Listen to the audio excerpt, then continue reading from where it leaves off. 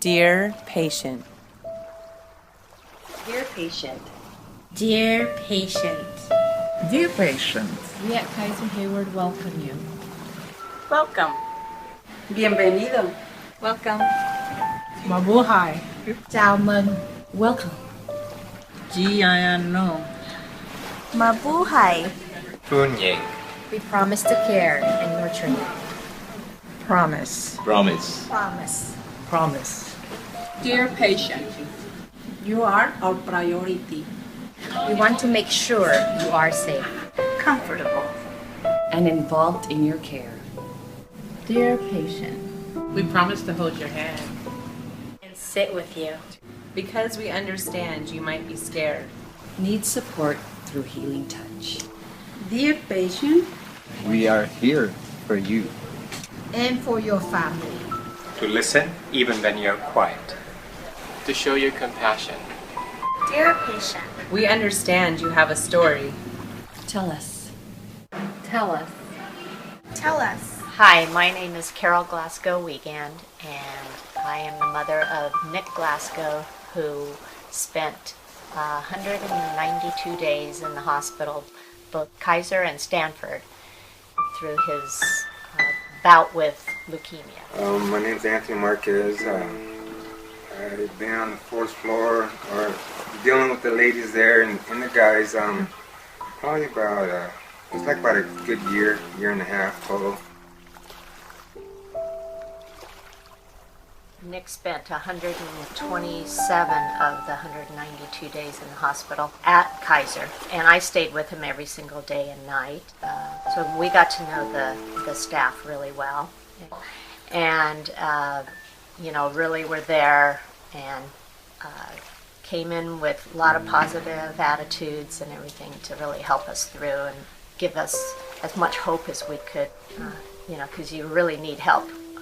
Hope through times like this. I do think they did care for themselves. It's very important to give something that we need to save our lives, and a lot of the nurses just come in there and keep their head up, just try to stay positive. We feel it as the patient.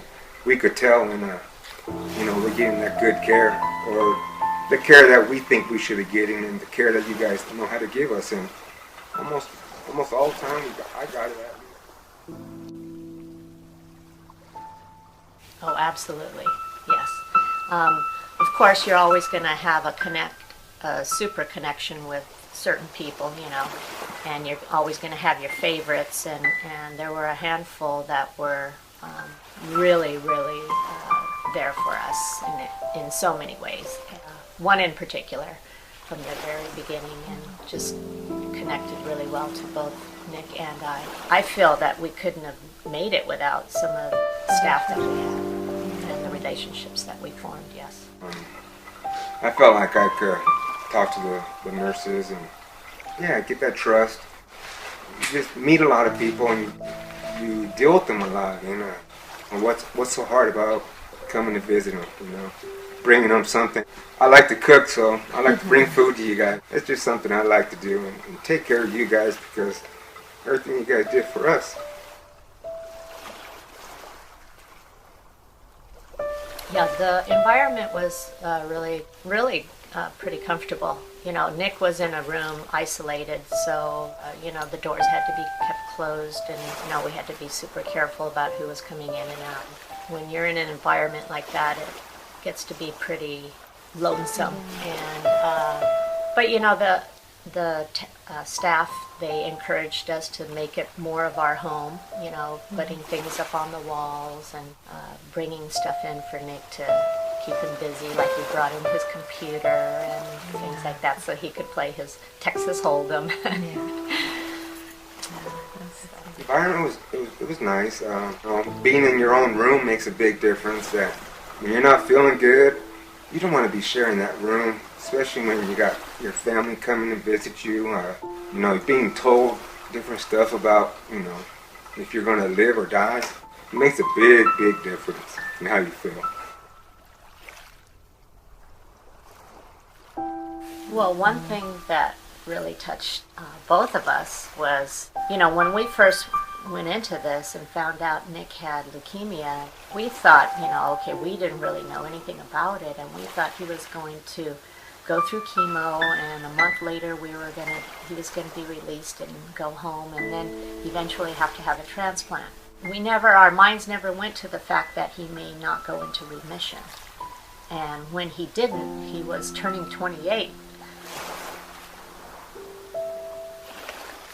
A month later. And so he had to spend... Sorry.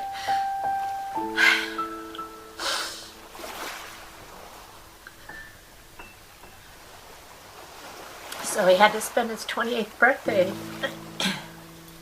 in the hospital, and the nurses came in with balloons and stuff and sang to him and gave him a little celebration, and that was super touching. Yeah. Thank you for sharing that. Thank you. And another thing that, besides all the special, you know, care that we'd have people coming in and, you know, to brighten our day throughout the day and stuff, there was one doctor that he used to come in and talk with Nick about football and all the sports. And they would just get into it. And it was a time where Nick just... he was his old self, not thinking about the disease. You know, he was connected with just, and they even had a bet going on, not for money, but you know, just for a soda or something. I think it was. It was really sweet.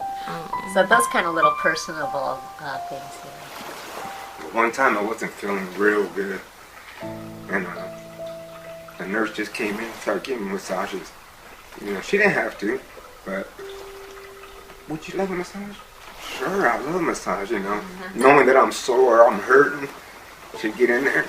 But she knew that it made me feel better.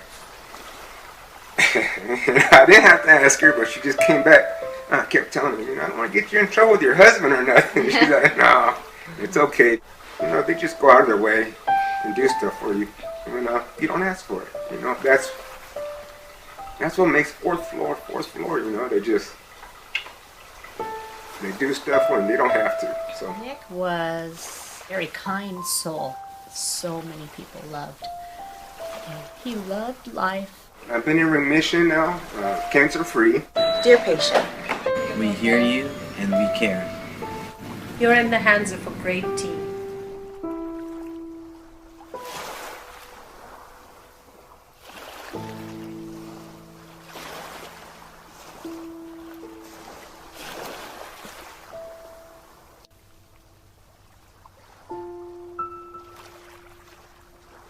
Please don't feel alone. We will try our best to be your home away from home.